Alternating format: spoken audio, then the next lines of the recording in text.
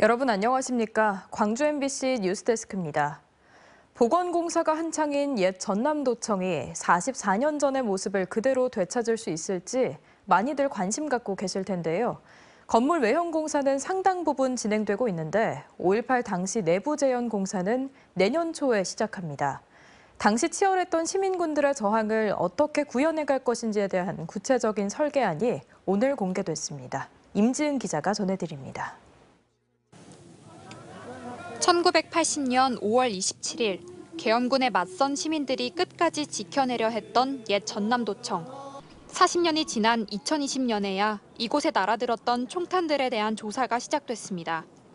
도청 건물 곳곳에 남겨진 탄은 의심 흔적 535개 중 감마선 감정을 통해 발견된 탄두는 모두 15개. 전일 빌딩 위에도 저희가 이제 흔적이 남아있기는 하나 발굴된 탄두가 전시되는 건 아마 국내 유일이라고 보면 될 것이고요. 문체부 옛 전남도청 보건추진단은 이 탄두들을 군인이 시민을 향해 총격을 겨눴던 국가폭력의 생생한 증거물로 남겨두기로 했습니다. 추진단은 또 5.18을 겪었던 광주 시민 200여 명의 구술 기록과 증언 영상들을 도청 공간 곳곳에 배치할 예정입니다. 5.18의 상징이자 최후 항쟁지인 옛 전남도청을 44년 전의 모습 그대로 복원하겠다는 세부 계획들입니다. 옛 전남도청 5.18 민주화운동 자체가 저희는 킬러 콘텐츠고 그 5.18 운동 자체가 세계사적이라는 관점에서 출발해서 전시 콘텐츠를 구현했습니다. 하지만 5.18의 진실을 제대로 고증해낼 수 있느냐에 대한 우려도 여전합니다.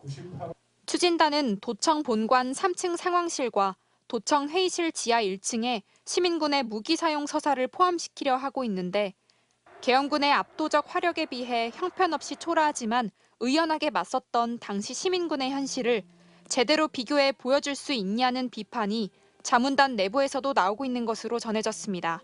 광주 시민 저항에 대한 부분을 양비론적으로 대비시키고 있다는 생각을 가졌거든요.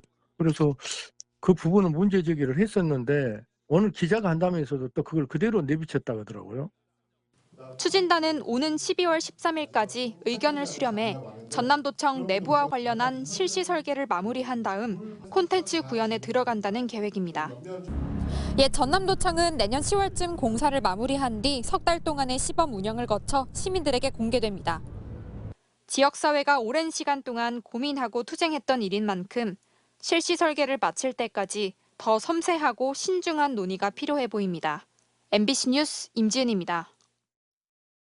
언제 어디서나 내 손 안의 뉴스. 광주 MBC 뉴스 유튜브 구독으로 함께하세요.